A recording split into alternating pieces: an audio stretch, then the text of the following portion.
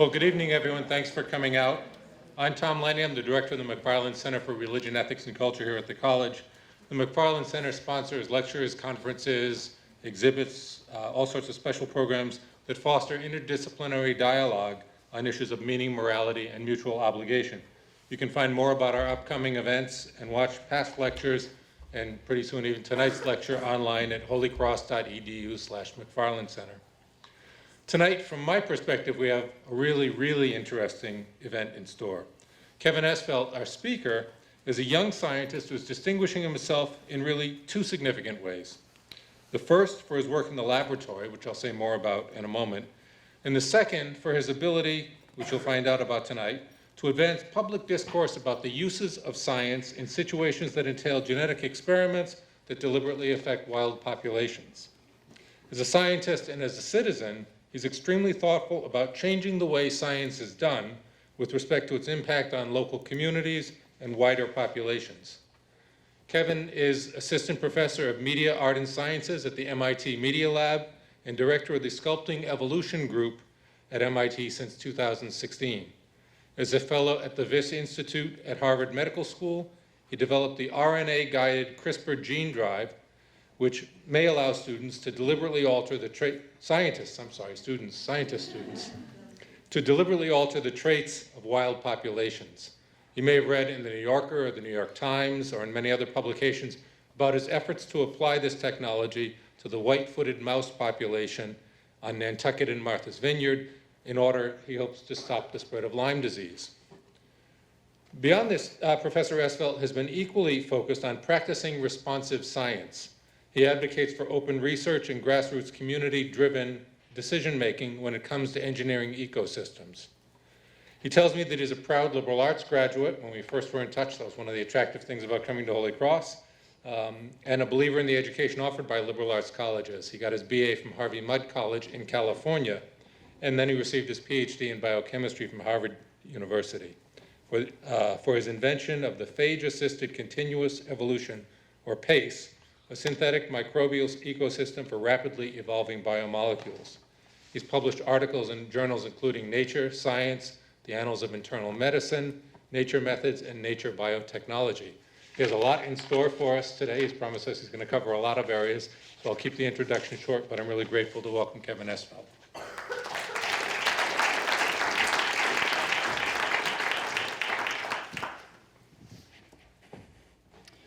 All right, thank you, Tom, for the very kind introduction, and particularly for the invitation and opportunity to address all of you today.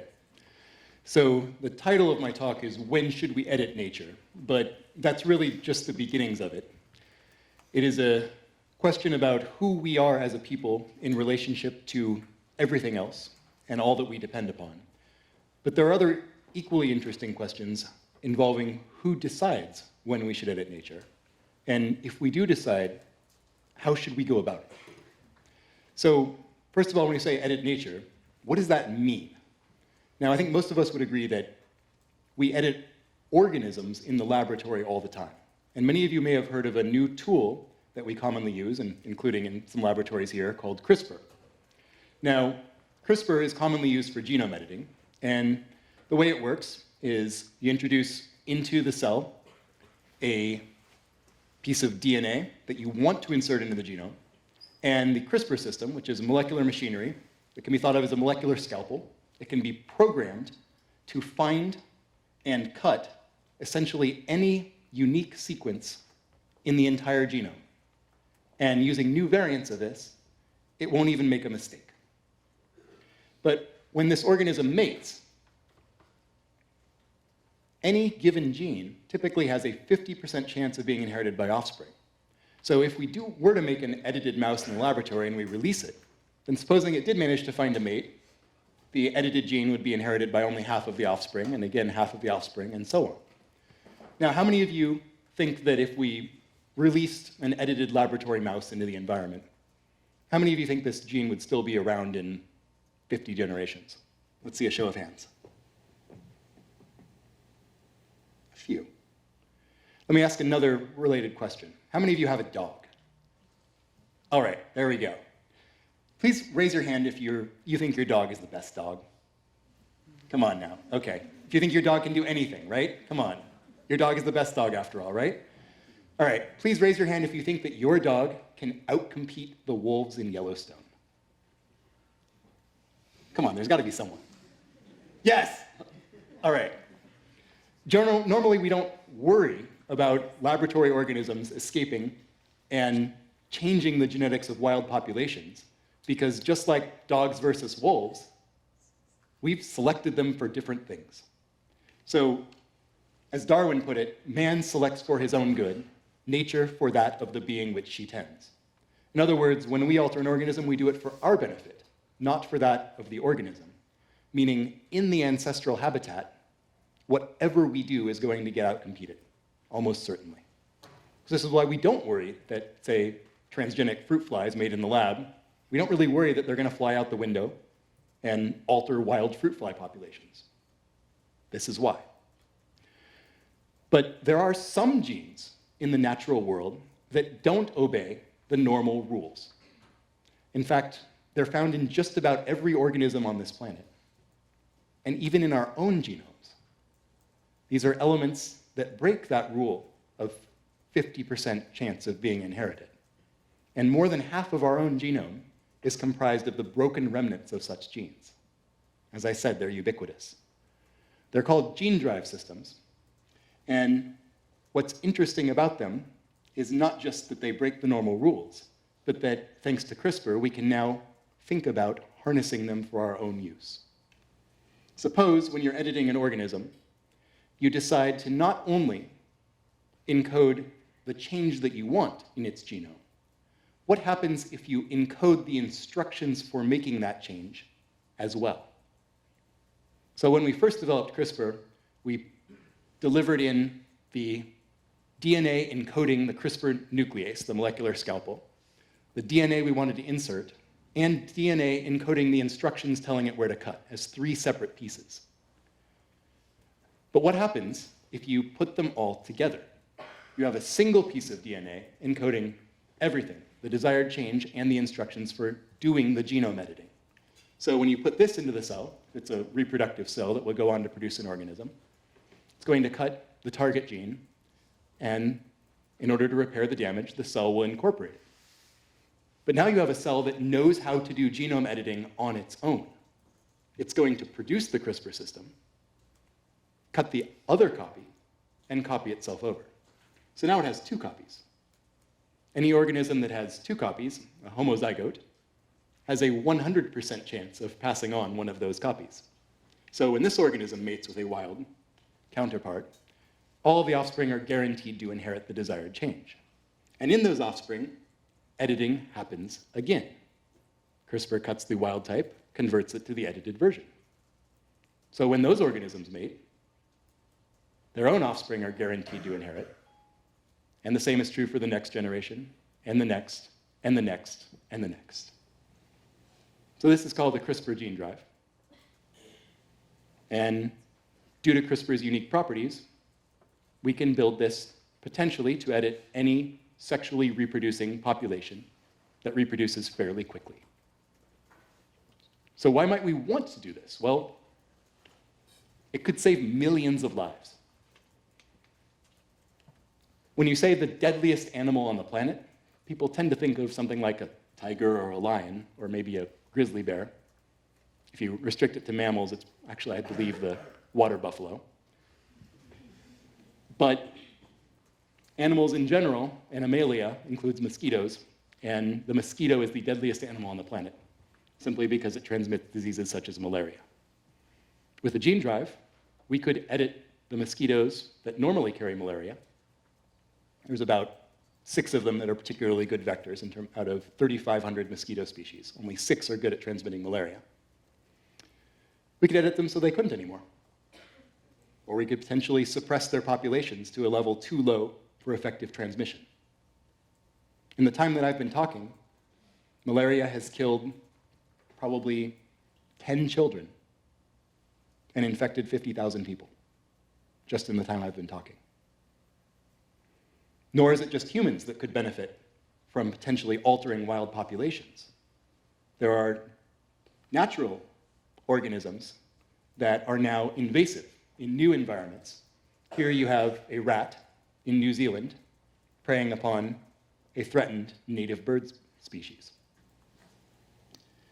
Rats have, to date, driven 75 birds, mammals, and reptiles that we know about extinct. That is, rats are the direct cause of those extinctions.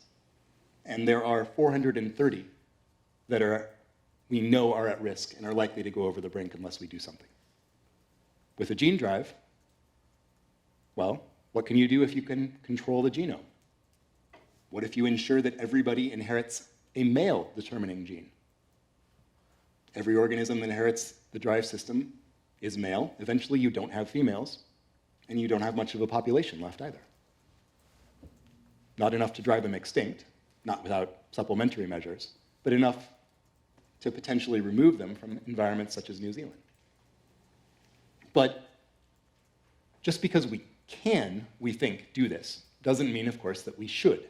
And so I'm concerned by the profound societal questions that face us simply because we now can imagine doing this. And these fall broadly into the categories of governance, safety, and moral responsibility. And when Tom referred to having a little bit of something for everything, I think this is how I'm trying to meet that. So first of all, I'm going to go out on a limb, and I'm going to say that the very technology of gene drive threatens civic governance. Because when you said that allows students to potentially alter wild populations, well, how many students here work with transgenic fruit flies? We have a few. If you know how to make a transgenic fruit fly, you know how to make a CRISPR-based gene drive. And our models show that even a poorly designed gene drive system is likely to invade and spread through wild populations. It won't stick around, but it will spread. So accessible to students, it most definitely is. So what does it mean for individuals to have the power to change the shared environment? What's different about this from, say, inventing an iPhone? Well, first of all, individuals don't invent iPhones, no matter what Steve Jobs would have liked us to think. But you can opt out of having an iPhone, believe it or not. It's true. You can choose not to have an iPhone. But you can't choose not to breathe the air, to drink the water, to eat the fruit of the land. These are not optional. And so whenever anyone deliberately attempts to change the shared environment, they're necessarily affecting everyone in the same way that we imagine the law should affect everyone. And so when an individual scientist develops this and potentially releases it without consulting anyone else, but even just develops it, then they're making decisions that could affect other people. And people who aren't informed that an experiment is done are inherently denied a voice in that decision-making process. Do we really have the right to even do this research behind closed doors? Because mistake me not, virtually all of science is done in secret. Just to the extent that we don't tell everyone what we're doing until we actually publish the results. And in the case of a gene drive system, that means you've made most of the relevant decisions of what it's going to do and what safeguards you're going to employ to keep it from potentially spreading on its own where you didn't intend it to. So this is why when we first came up with this idea of CRISPR for gene drive, we decided not to do the obvious thing in science, which is when you have a great idea, you test it. So Robert Oppenheimer gave a famous quote to Congress in which he said, when you see something that is technically sweet, you go ahead and do it, and you argue about what to do about it only after you have had your technical success. That is the way it was with the atomic bomb. I'm not sure that's a world that I want to live in. So we told the world about it before we tested it, and now we pre-register all of our experiments that involve any form of ecological engineering. That is, we describe exactly what we're going to do and what safeguards we're going to take and why we believe we should do it. And we allow some time for people to correspond with us and tell us, have you thought of this? Why are you doing this? Have you considered using this additional safeguard? Specifically to give people a voice in these early stage decisions in research that could affect the eventual outcome. And gratifyingly, the National Academies somewhat belatedly seems to have agreed with us, at least insofar as claiming that the best course of action is to ensure that those who would be affected have an opportunity to have a voice. They didn't actually advocate for changing the system in any meaningful way to make this happen, but at least they were willing to express the sentiment. But even if we did all this research in the open, the problem is still that it's an inherently global technology. Not in that it's necessarily going to spread everywhere in the world, but we should, by default, assume that if you release something like a gene drive system into a wild population, you should consider it as being invasive with respect to everywhere that population exists. That is, we have to assume that one way or another, those gene drive organisms are going to spread to every population of that target species. Because we know, at least our models predict, that it takes very few organisms for that to happen. And we know that people like to move things. So even if they don't get there naturally, people like to move them just for the thrill of it, but certainly if they think they can make some money off of it. So this touches on this age-old debate of local versus global governance. And I think that's a very valid debate to have in our society. But right now, the problem with this technology is it doesn't even offer us a choice. There is no local version. And that's a problem, because it means that everybody living with that species has to be affected, which makes deciding what to do very difficult, because you have to consult everybody who would be affected, ensure that they all have a voice. And that's hard. Whereas if you could at least start locally, you could, among other things, run a field trial to see if this is potentially a good idea locally. You can't do that with the version I just described. So how do you make a local gene drive? One that is still powerful, that would be useful, but doesn't spread forever. So the problem with this version is it has everything it needs to copy itself. So one solution is to separate these into different genetic elements. We call them C and B and A. And we call it a daisy chain drive because they're linked. C has the instructions for causing B to be copied. B has the instructions causing A to be copied. But there's nothing that allows C to be copied. C is a normal engineered gene.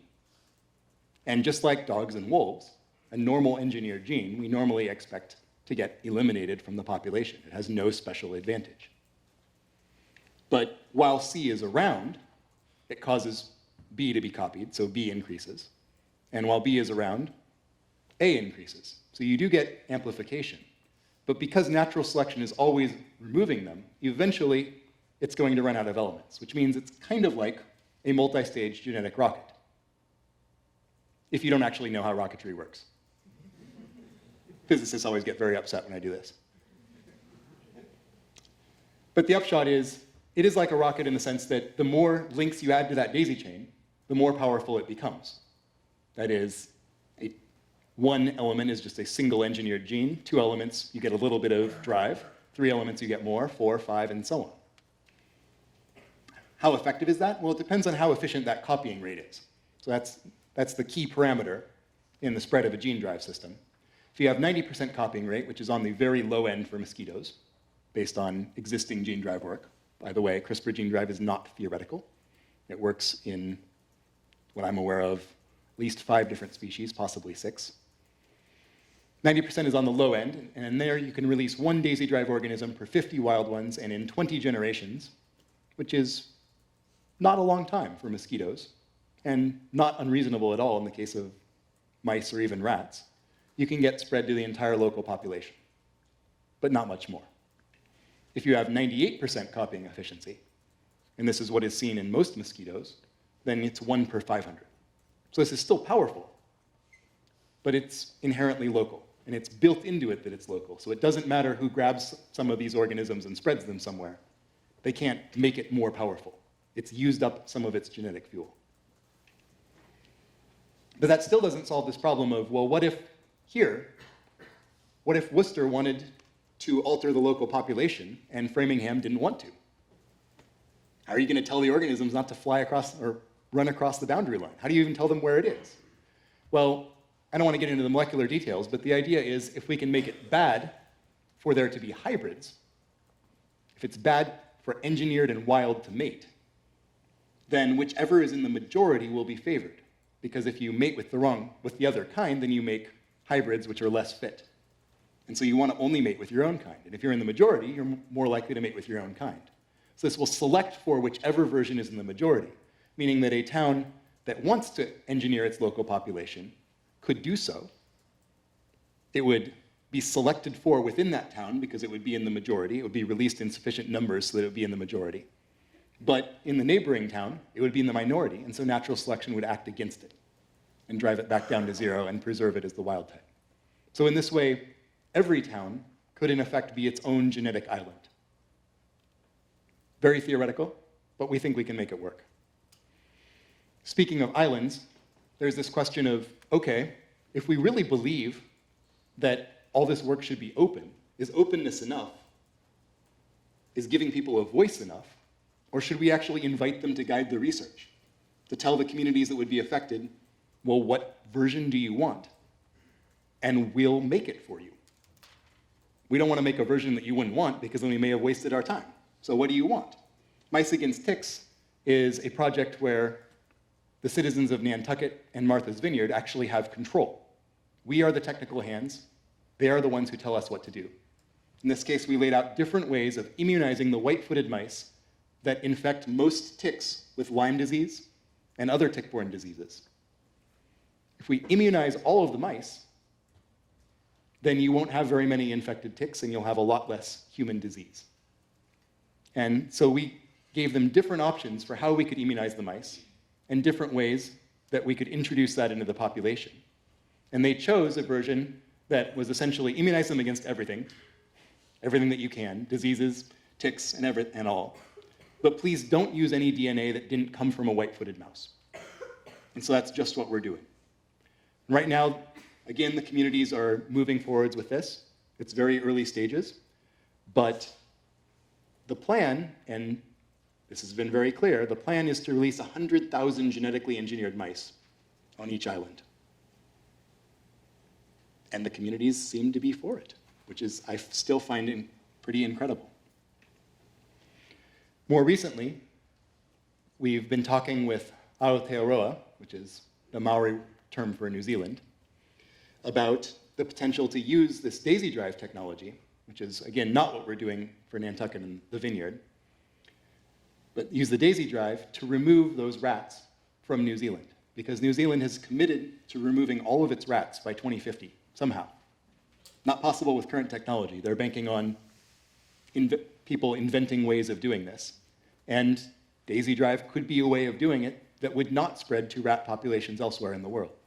And so we've begun discussions with them over exactly which version would they like to see, and how can we develop it, not just in the open, but in a way that allows community guidance, and especially that of the Maori. Overall, these are just examples of what I personally would like to see as someone who is, well, who frankly I hold myself morally responsible for all of the consequences that come of this stuff, because I had a role in introducing it to the world.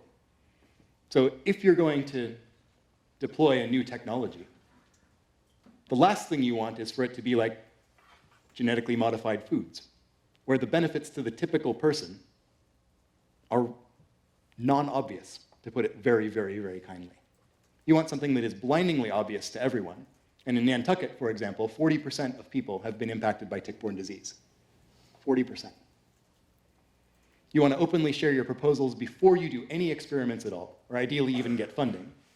Actively invite concerns and community guidance. And who do you suppose is the most biased person when it comes to whether deploying a technology is a good idea? Anyone? Feel free to point. That'd be me. I no matter how hard I try to be unbiased, and cannot help but be biased in favor of using this, just because I've invested so much time and effort on this. So just as the last person you want to test a hypothesis is the person who proposed it, and think about what that says about how we currently do science, the last person you want to determine whether it's a good idea is the person who developed it. And that means we need independent assessment of whether or not this is a good idea. Because I don't trust myself to make that judgment call, and no one else should trust me to make it. Lastly, always start local and scale up, because when you're engineering a very complex system, you don't necessarily know what can go wrong. You have to try it out on a very small scale, which in the case of mice against ticks would means a small, uninhabited or mostly uninhabited island off the coast, perhaps 1 square mile, before considering scaling up to Nantucket or the Vineyard. If we can do this, then I think there's a lot of really amazing things we could do with this technology, because this is something that each local community could decide for itself. And it's a way of solving ecological problems using biology, using the language of nature, not bulldozers and poisons, which is the way we currently do it. But then there's also this question of safety. What could go wrong? After all, life finds a way, right? First of all, some people have said that gene drive is the biological equivalent of nuclear weapons. I will be the first to admit that you can do some fairly nasty things with it, but it doesn't matter how nasty you program the organism to be. The reality is that this is something that only spreads vertically over generations. It's not like a virus that can be transmitted from individual to individual. It's in fact like a broken virus, because there are some viruses that are transmitted horizontally and vertically, and most of the broken remnants of our genome are of that kind. So this is like a crippled virus. It can only spread vertically, and that means it's slow. It only spreads over generations. It's easily detectable by sequencing. In fact, you can't hide it, because CRISPR is a microbial defense system. If you sequence a genome and you see eukaryotic, that is non-microbial, loosely speaking, expression signals next to a CRISPR element, you know that's unnatural. And so you cannot miss it. You can in fact sequence all the DNA in the environment. If you get a single sequence read that includes CRISPR and an expression signal that isn't normally from the microbes that have CRISPR, you know that's unnatural, and you can look at it and you can tell if it's a gene drive. It cannot be hidden. And once you know what it looks like, you can build a version that will cut it and overwrite it. And it is not possible to design a sequence that cannot be cut by some version of CRISPR. This is, in fact, the first thing that we tested after describing the idea in public of CRISPR Gene Drive, was how you can overwrite it in this way. So in this case, you have inheritance in the absence of a gene drive system, and inheritance with it. Here's the wild-type allele, engineered allele. You get near-perfect inheritance in these yeast with the gene drive system. And here's the case of the drive that overwrites this one and replaces it with itself and restores the original trait of the organism. And that also is inherited perfectly. So we could, in fact, reverse the changes that we had made with the first gene drive system. But even if it's not a real ecological threat, even if it's not a biosecurity threat, there's not much of a risk of misuse just because it is slow and easy to detect and easy to defend against. I think it's a profound threat socially. Can you imagine what the headlines would look like if someone accidentally or deliberately released an unauthorized drive system into the wild? I know a bunch of people who have a lot of the stand to gain a lot, shall we say, from their intellectual property involving CRISPR, founded the major CRISPR-based therapeutics companies and so on. They stand to lose a whole lot of money if you get some headlines that say, scientists accidentally turn entire species into GMOs. Is CRISPR to blame? But it's not just them who would lose. It would be pretty much all scientists who do any kind of genetics research in the laboratory. Because at that point, who would trust us to work with CRISPR in the lab? You can't ban CRISPR Gene Drive without banning CRISPR, because it looks pretty much identical and uses the same components. And what's more, what would that say about our ability to regulate the tools and technologies that we develop as the scientific community? It would not reflect well. And what would it say about the government's ability to ensure that we're not tinkering with something dangerous? By the way, I don't think the government has virtually any ability to ensure that we're not tinkering with something dangerous, but I also don't think that that's the sort of thing that is necessarily helpful to have emphasized to the entire world. So we did our best to head this off.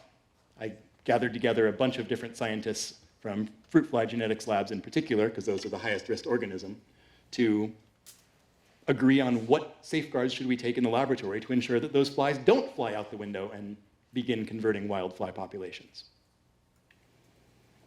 The problem is that a lab might do this without really understanding what they're doing. That is, there's all sorts of reasons why you would want to ensure that a particular mutation is always inherited in your laboratory fly population. And despite our extensive efforts at raising awareness, exactly this scenario happened.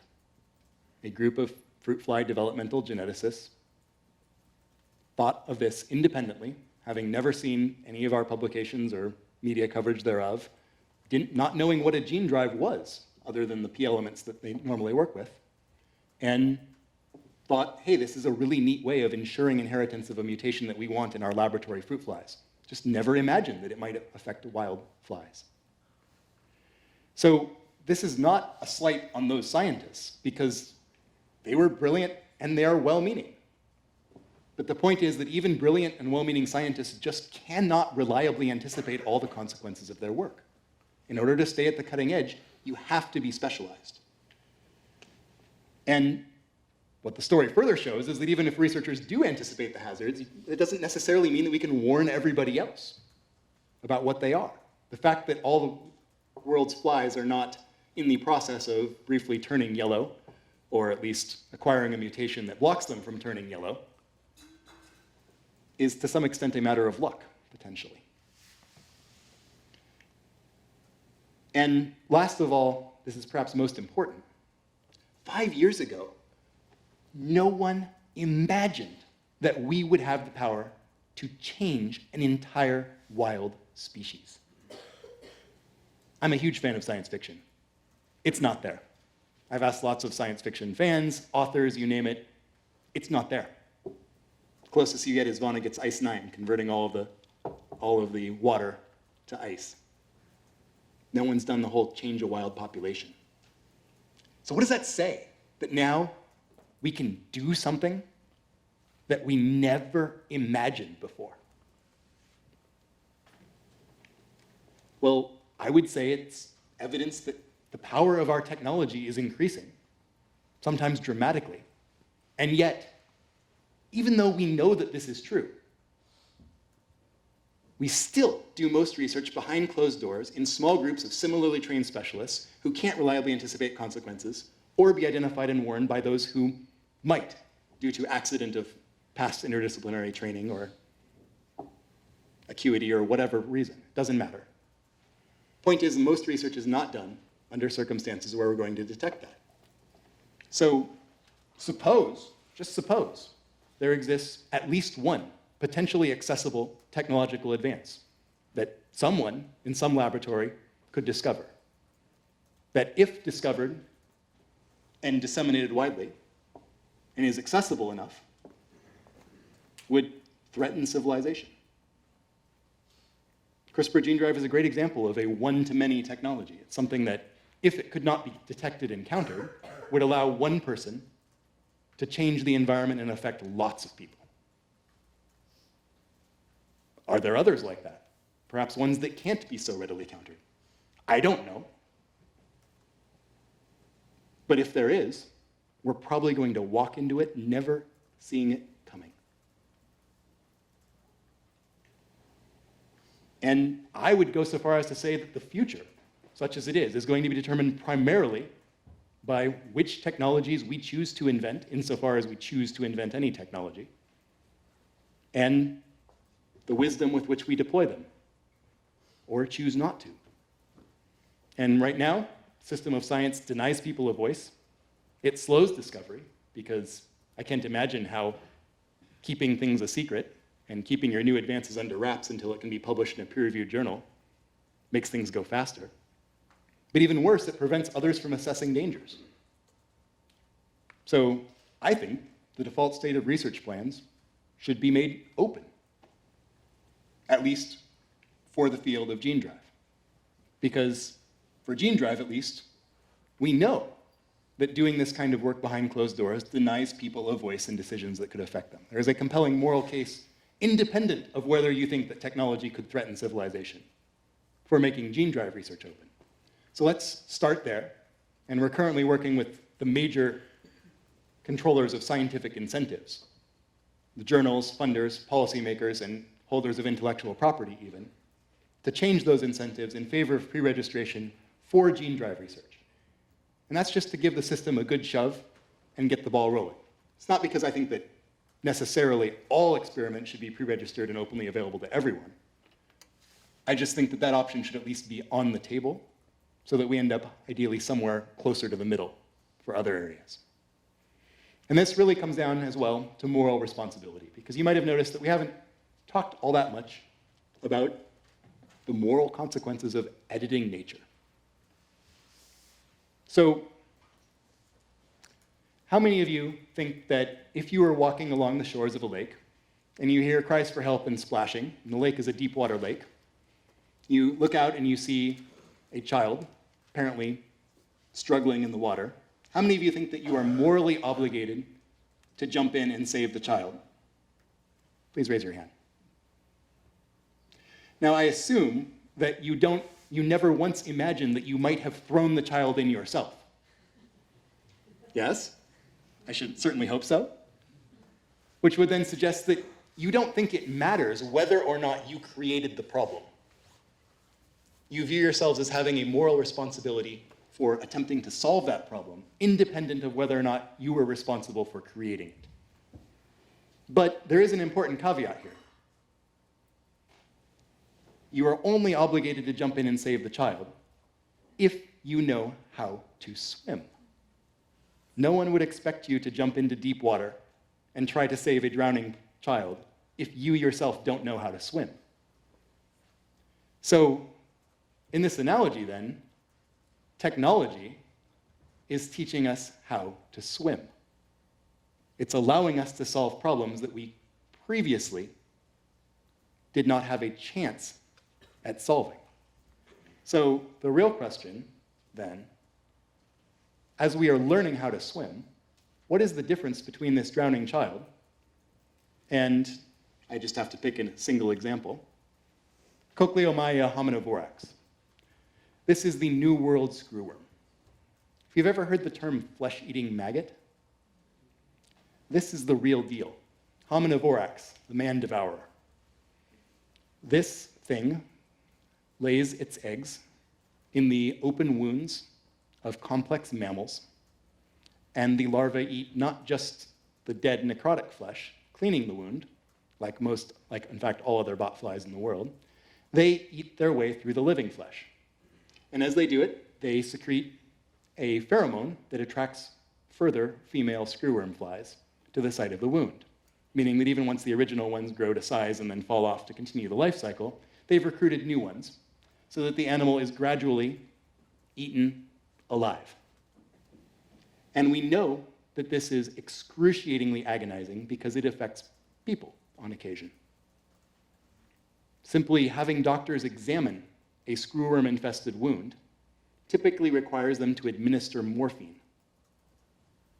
because physical contact is just that agonizing. So this is a species that, if we care at all about animal welfare, it's really hard to accept that this species exists and causes so much suffering as a necessary part of its life cycle.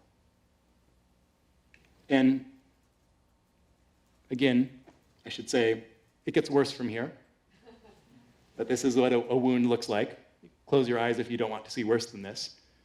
but it affects mostly domesticated animals, because that's mostly what is in South America, where it is currently resides. But it also affects wild animals, and it always has since this species evolved. It also affects, well, we'll get there later. But what's interesting, and now everyone can look again, the sterile insect technique was developed in the 50s, back when nuclear power was neat, and we should irradiate everything in sight. And the idea was fairly simple. If we just deliberately breed these screwworm flies in the lab on meat slurry, already dead, doesn't hurt anything, and then you irradiate them, then you might do enough damage to them that you break the DNA in their germ cells, so they're sterile, but still leaving them functional enough to fly around and find a wild mate. So if you then release them in huge numbers, most wild flies would end up meeting with a sterile released fly, and you would locally eliminate the population. And because screwworm is an agricultural pest, the US Department of Agriculture developed this and funded an eradication campaign that pushed the screwworm line population boundary out of the United States down to the Mexico border. And then they figured out that the southern Mexico border was shorter, and so it would cost less to maintain. So Mexico and the United States agreed to push the campaign down through Mexico and then gradually down through the rest of Central America. And now this says permanent barrier. And it is permanent to the tune of $120 million a year of USDA money being thrown at a facility that releases roughly 1 million sterile screwworm flies in a permanent living cloud across Panama that prevents the South American flies from reinvading the north. So we have eradicated this species from an entire continent already. Sterile insect technique isn't powerful enough to do the job in South America because the terrain is too varied and the density is too high. But with Gene Drive, we could.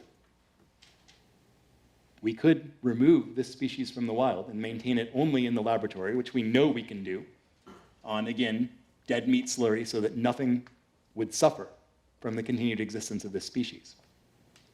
Should we do that? I don't know, but I do think that we, or certainly the citizens of South America who would be affected by any adverse consequences, should talk about it. Because we are responsible for all of the suffering that we could have prevented, because we have learned how to swim. And so when you have dogs like this, affected by screwworm, if we could have removed the screwworm from the wild and chose not to, then we are responsible for this dog's pain. So this question of when should we edit nature really comes down to when do we feel that the moral consequences of choosing to do so outweigh those of choosing to do nothing. Because regardless of which we choose, we are now responsible. I owe thanks to too many people to count or even list on one slide, but the particular heroes of this story are really my students and the other scientists in my research group, because I'm at the Media Lab. The Media Lab rewards people for doing weird, unorthodox, off-the-wall things, like deliberately share all of your research. The students that are putting their careers at risk by sharing their best ideas and designs, knowing that that means other people could steal those ideas, develop them first, publish first, and leave them with nothing. So they're the ones really taking the risk just because they believe it's the right thing to do. And so I think they're the real heroes of this story. And particular thanks to the crew responsible for Responsive Science, which is our nascent platform for communities to discuss whether or not they're interested in doing this. And finally, thanks to the Media Lab for giving me the opportunity to work with these not at all controversial questions and generally be an interesting place to work, to our funders for funding the actual work in the laboratory, and to you for your attention.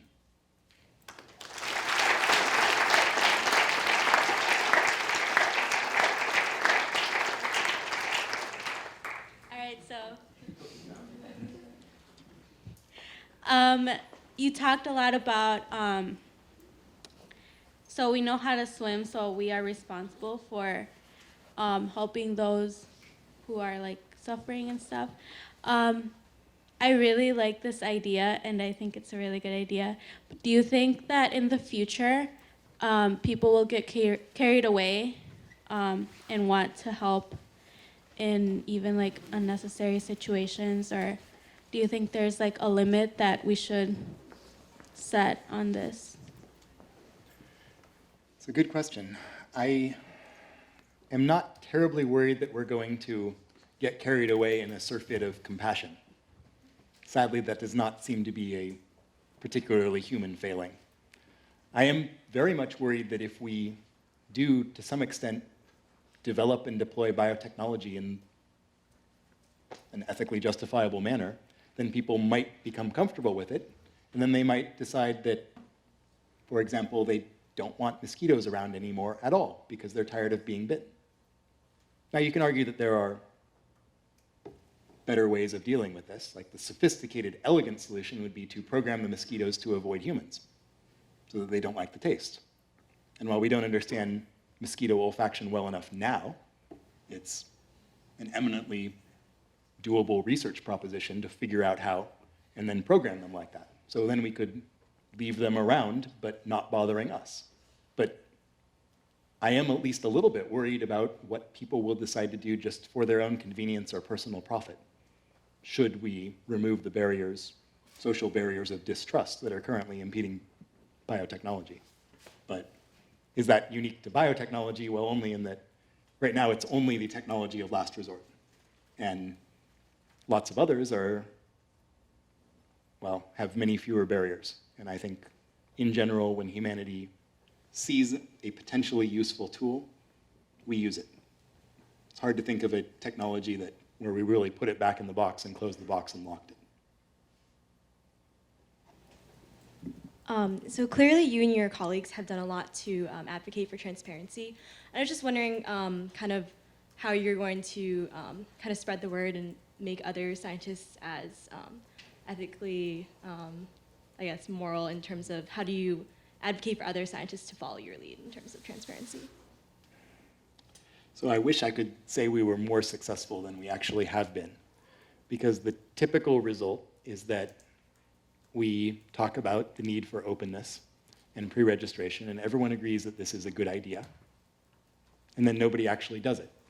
And when we ask our colleagues why, they quite reasonably point out that if they do it, then they're placing their students at risk of being scooped and having their careers destroyed by someone else stealing their idea and publishing it first, which is entirely reasonable. But it's that individual level action that then perpetuates the current system. So I don't think we are going to see any meaningful change, no matter how much we talk about it, unless we actually change some of those systemic incentives that punish people for sharing their ideas in advance. So I think that has to be the journals or the funders or policymakers or intellectual property holders, just because we need to get the ball rolling by, I hate to say it, but either offering a carrot or a stick to get people to change their behavior, because manifestly, most scientists would prefer to work in a system in which we're not at risk of being scooped, because you know what everyone is doing. You're not necessarily wasting your time going down the same blind alley that 6 other labs have explored but no one ever published because it failed. I think we would all prefer to live in that world, but how do you get from here to there? That's the question. And my hope is that Gene Drive is potentially a big enough issue on these concerns of openness and giving people a voice that we might get people to agree to change those incentives, but that's going to require some people to go out on a limb, some institutions, even worse, to go out on a limb. I mean, institutions are famously risk averse. Otherwise, they wouldn't have survived to become institutions. So I don't know quite how to ask this, but do you have a nemesis? And by that, you have this research now. It's been around for a little while. It is publishing what you're working on. Has somebody tried to scoop you at this point? And is there an opportunity there for the journals to say, and you're asking a lot, for them to say no? That to sort of help the process along and have discussions along that area, sort of. So, do I have a nemesis? I have a couple. in different areas. I have one on the scientist side, and I have one on the anti-science, or at least anti-technology side. So I suppose that means I'm doing the right thing. I'm being attacked from both camps in both directions. So maybe that's a good sign that I'm in the middle of the road, I suppose.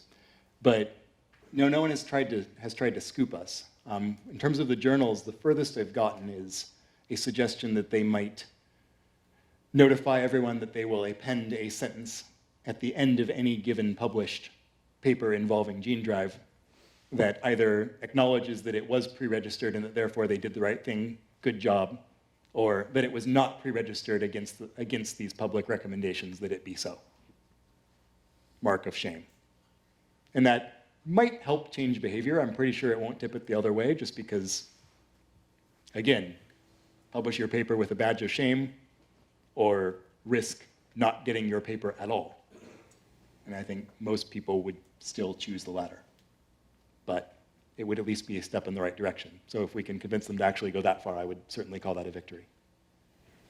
When you talk about openness, one of the questions is, most people respond from a sense of emotion and not fact and science. So it's what's in it for me and how do I feel about this? It may be more self-serving for the people who are involved in responding or addressing, talking about your concerns, and how do you address those?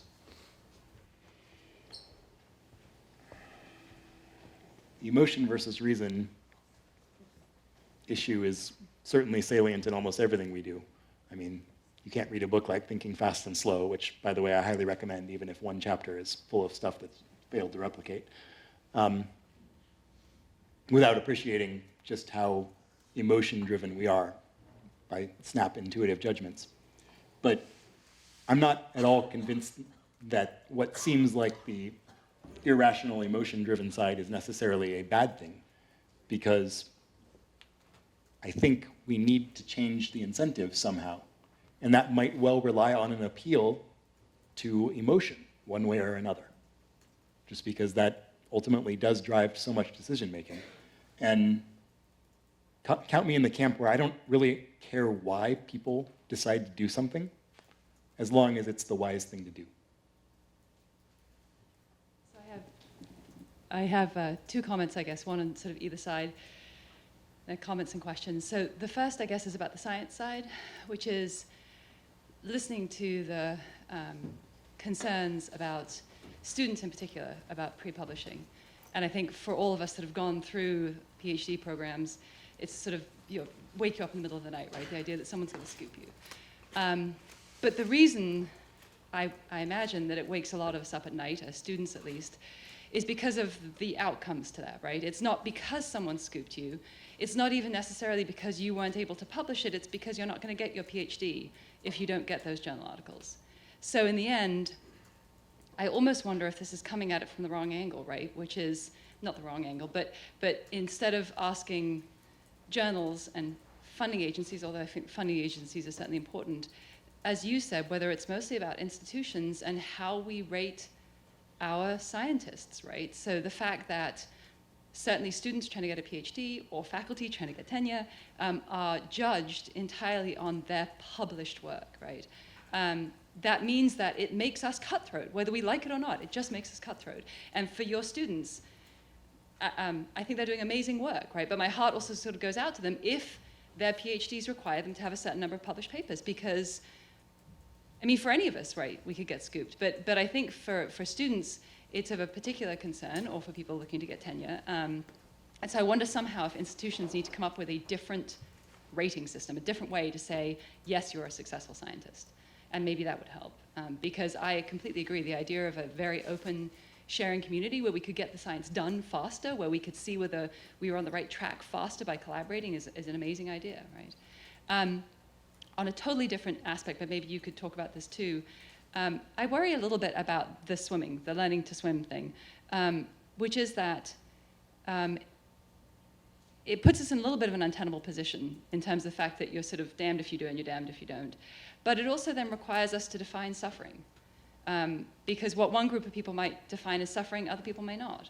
And so how do you deal with that, right? By insisting well, if you call that suffering, then you have a moral obligation to deal with that suffering.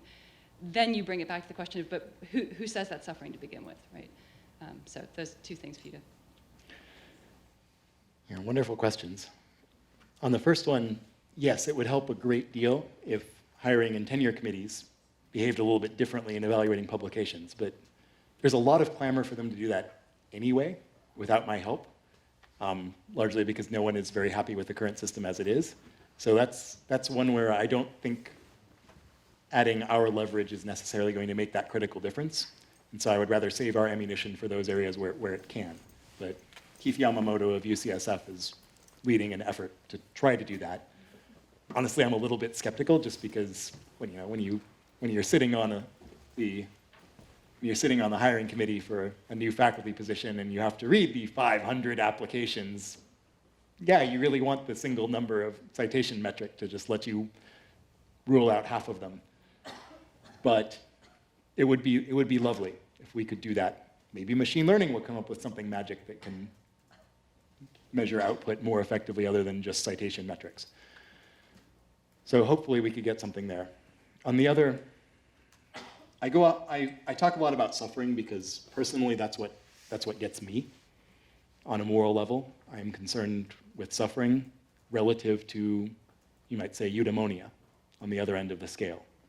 But there are certainly people who care only about suffering, negative utilitarians. They don't care at all. They don't think euphoria counts as long as some things suffer. And then there are many who don't see it in those terms at all. Suffering may be a bad thing, but it's not a thing of critical importance relative to other moral concerns. And the spectrum of human moral decision-making is so broad that it's really hard for us to say what we should do. But in terms of the question of are we damned if we do and damned if we don't, I think we kind of are. Like,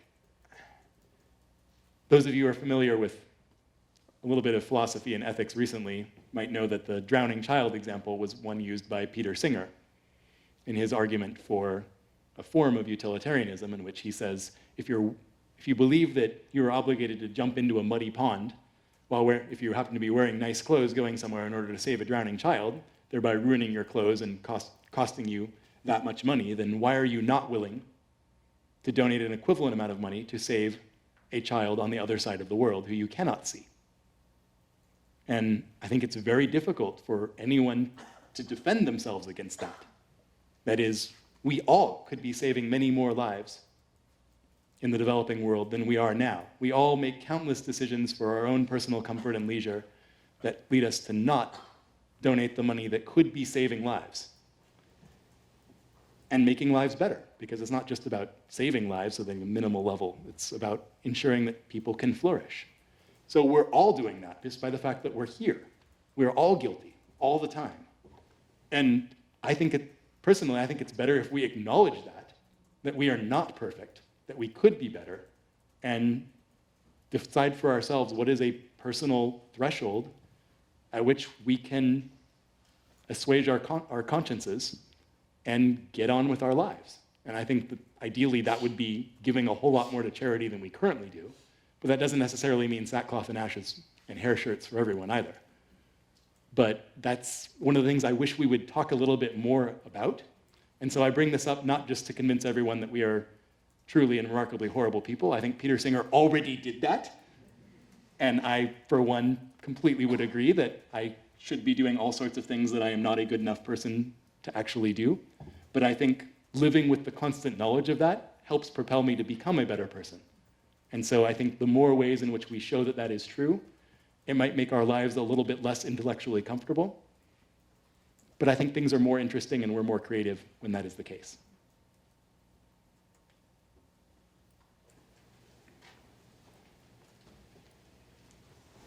So you talked a lot about like the drive for professors and scientists to keep publishing.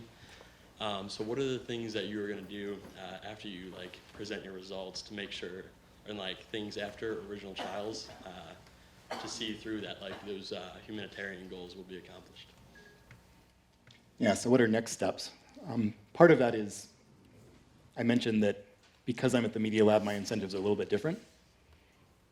This is partly just because if I tying this back to nemesis, if my tenure package doesn't come back with some raving denunciations of how terrible I am, then my tenure committee will probably say, I don't know, is he controversial enough?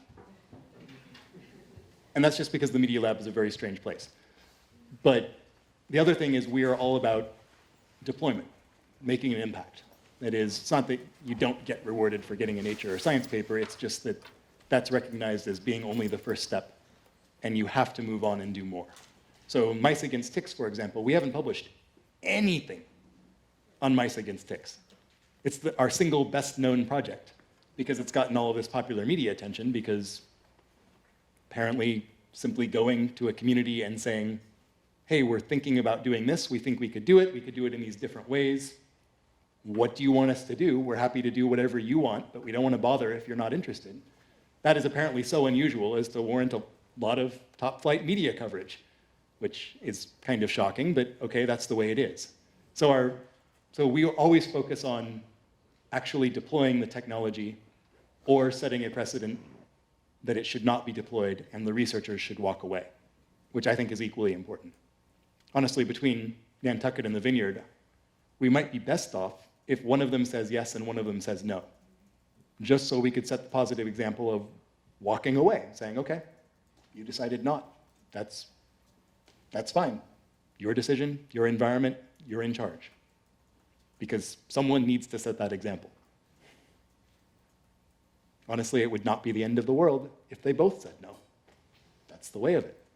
It's their environment, and the example of us completely walking away and shelving the project after 7 years of effort and millions of dollars of other people's money invested in it, I think that would set a very positive example for the world too in terms of public trust in science. Personally devastating, sure, but I think it would be worthwhile. Hi, my name is Gabe. Thank you so much for coming to present to us. I was hoping to ask you a question about the more responsibilities to ease suffering. What are your thoughts about laboratory organism and the potential suffering that they can be placed under? As I believe that as gene drive will become popular in the future, I'm sure laboratory organism will also increasingly become popular as well. What are your thoughts about that? Yeah, so suffering of laboratory animals is something that deeply concerns me. So most of our work is done in nematode worms, microscopic worms, just because we can grow them in huge numbers and they reproduce every 3 days. So they're really great for evolutionary dynamic studies and studying the stability of gene drive systems as it goes through populations. And a lot of people in my lab think I'm a little bit strange for insisting that we chill them, a culture that we're done with, before adding the bleach to sterilize them, as is required by NIH, just because chilling invertebrates anesthetizes them. So they wouldn't feel the caustic horror of being bleached, because we know that C. elegans has 302 neurons. We know that we believe they can feel pain, and therefore they can probably suffer. And so I insist that we refrigerate them before adding the bleach just because of that. I'm not sure that gene drive will become that popular relative to medical research in general, but we do have another project that is working on, it's called the Inducible Pain-Free Mouse Project. And the logic is just, right now, medical research, when it can give painkillers, we give them Tylenol or weak opioids. How would you like to have surgery with just Tylenol as a painkiller? Be on chemotherapy with just that. And why do we use those? Because those are the ones we have for humans and that work. But in humans, we can't control the biology, so we have to do our chemistry to suit the receptors that are there in the biology. But we engineer mice all the time. Why on earth have we not engineered mice that we can perfectly turn off their ability to feel pain in order to reduce their suffering during laboratory research? And I couldn't find anyone to give me a satisfactory answer to that question, so we're currently making mice where we can do that. They will grow up, they will be born with the ability to feel pain, but when we feed them a particular inducer, they will lose that ability. Ideally, completely. There's a bunch of different pathways for feeling pain, as far as we know. And I am not an expert in it myself, but that's what we have some great collaborators at Children's Hospital who specialize in that to tell us whether our mice really can't feel pain once we induce them. And the idea being that then when scientists are going to do medical research, they can at least spare the animal the maximal amount of suffering. Now, that doesn't mean there's not going to be anxiety and fear from handling and experimental manipulation and living in conditions that are not optimal for the organism, but at least they won't feel the actual agony of surgery and recovery or the chemotherapeutic drugs. I mean, most of what we do is give mice cancer and then try to cure it. So if we can at least ensure that they suffer as little as possible, that would be a step in the right direction. But on the pure consequentialist numbers game, it's worth noting just that we use somewhere between 25 and 100 million mice in laboratory research every year, and yet there are 56 billion chickens that we grow and raise and slaughter every single year. So the math works out in favor of the chickens if we really do care about reducing suffering. And let's not even go into fish. Sorry. Back to the question of moral obligation, the swimming analogy has a limitation in another degree in that very few people would disagree that it was a problem needing solution. But I think there are legitimate conclusions or concerns of people who may not be mistrustful of science, but who disagree as to whether the question involved is one that requires the solution the scientist is proposing. How do you deal with people who disagree as to whether the target of your efforts is in fact morally defensible? And here I'm thinking about those who seem to think that GMOs are not good things. Yeah, so we haven't dealt with that directly very much to date, but it is interesting that there are people on Nantucket and the Vineyard that we've encountered who freely volunteer that they don't like GMOs. They don't knowingly eat GM foods, don't feed it to their families. And some of them don't even vaccinate their children. But they're asking us, in one case, so once you've made the mice, can we have some early versions and start breeding them on our property so we can help the release and make it sooner? Because we want to be first too. Would that be all right? Which just goes to show you that it's not necessarily something about the technology. It is whether they perceive that that particular implementation will benefit them or not. It's not a consistent stance of kind of technology. And that just shows that people can make those very fine discriminations of what the intent is and that they care, will it offer them a benefit, and potentially did they have a voice in whether or not they got to choose. That seems to be the difference when we ask them to say, well, what is going on here that you are eager for to release these genetically engineered mice, but you don't want your food genetically engineered. And it seems to be that they got a voice in one and not the other. But more broadly, societal discussion, I don't really have a good answer other than that we have to talk it out. Well, and there may well be certain religious groups and issues where there are consensuses larger than the individual communities and the specific issue involved that might condition. I mean, when I was teaching this sort of stuff, I got the question of, should we be playing God? And what does it mean to play God? And yet the sole request that God made of Adam was to name the beasts, which implies that we have some degree of responsibility over the natural world. Whether that includes changing it rather than just naming it, well, I'm not a theologian. So he talks about opening your research to the general public and getting their opinion. And I was wondering if you consulted with any environmental scientists about the possible impacts on the environment. Yeah, great question. So for Mice Against Ticks, the first thing that we did was have a sort of a direction-setting meeting, because I knew jack all about tick ecology at the time. And so we invited a number of tick ecologists and some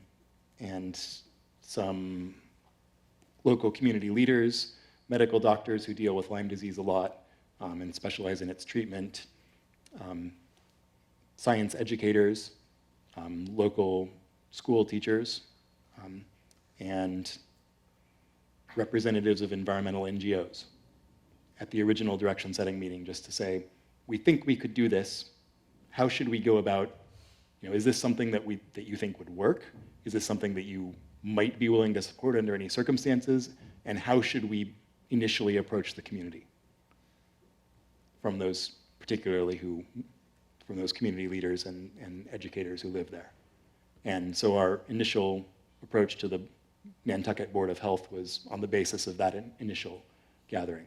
And since then, we've made something of a pest of ourselves in terms of bothering every ecologist on Nantucket and the Vineyard to try to get them to be involved in the project in one capacity or another, most of them ideally as that independent assessment group, because the question of who should be those independent assessors. I mean, for regulatory reasons, we sort of have to set it up like a clinical trial, where you have the steering committee governs the project, but then there's a data safety monitoring board that is the independent group that monitors the trial and decides whether it's a good idea. But ours would need to be a much beefed up data safety monitoring board that ideally would need to oversee the data collection of the field trial and criticize the design initially and so on. And who should that be? We can't pick them. Arguably, since the community is actually running the project, they can't pick them either, which is sort of weird. So I think our best current guess is to try to get some group like the National Academies or the American Academy of Arts and Sciences or some independent group to essentially nominate members of the Data Safety Monitoring Board to deliver the independent assessment after each stage of the project and then deliver a recommendation to the community should they move forwards. Because yes, that sort of input from ecologists and environmental scientists is the sort of thing that you need, but they have to be independent. It can't be like one of our direct collaborators working on the project because they're biased too. Although sometimes I think that anyone who's ever worked on Lyme disease is biased in favor of doing it. Certainly anyone who's ever had Lyme disease or babesiosis or anything like that is. This is great. I was worried originally. So going back to Singer and his kind of implications of utilitarianism, he shows with his application that it's really a global issue and that we're called to answer globally. So I'm wondering how if that's where you're coming from, you would be able to do that while maintaining just the local consequences or keeping it local, because following his philosophy, you would just want no malaria at all or no Lyme disease at all. So how that kind of dichotomy is going to come together. Yeah, that's a great point.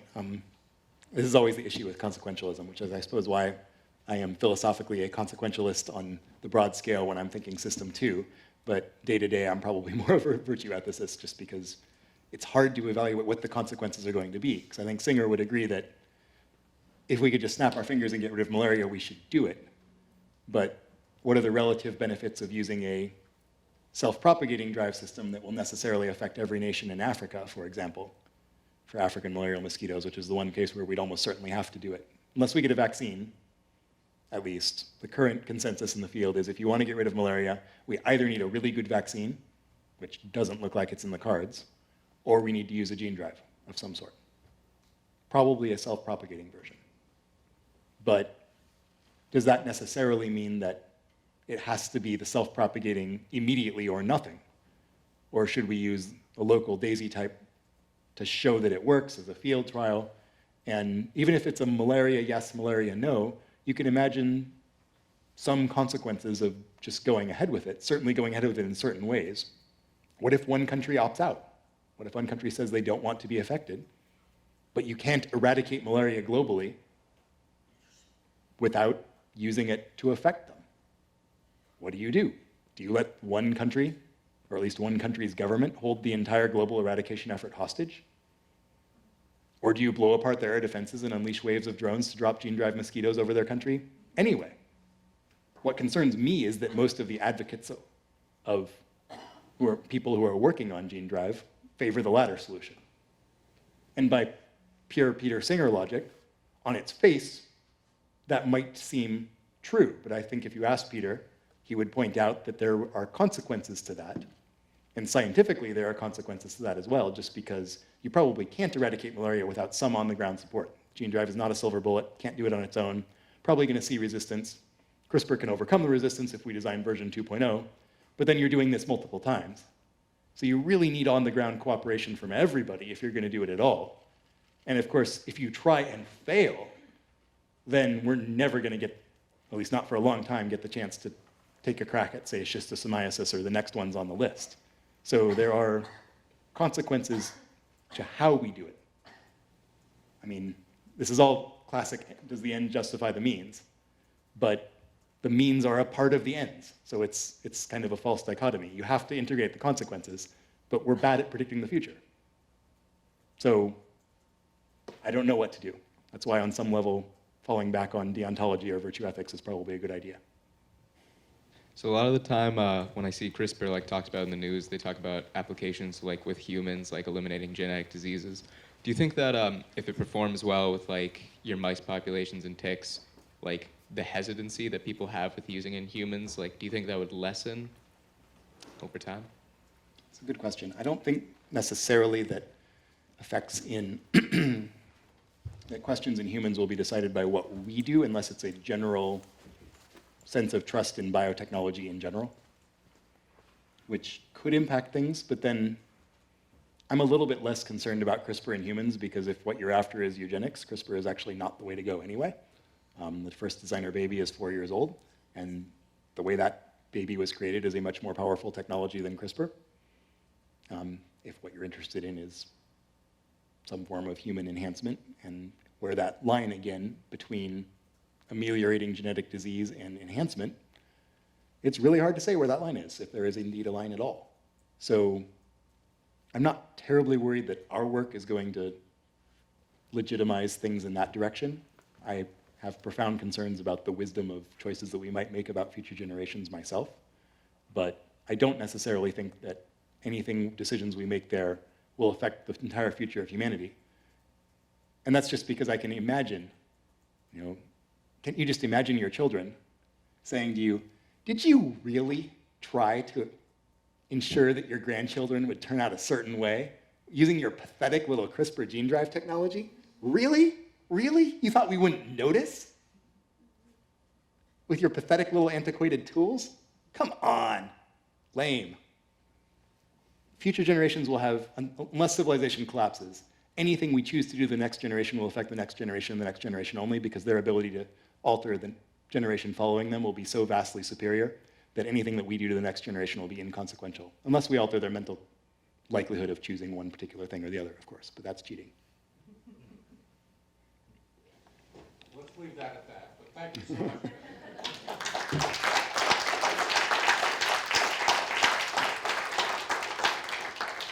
Thank you. This has been fun.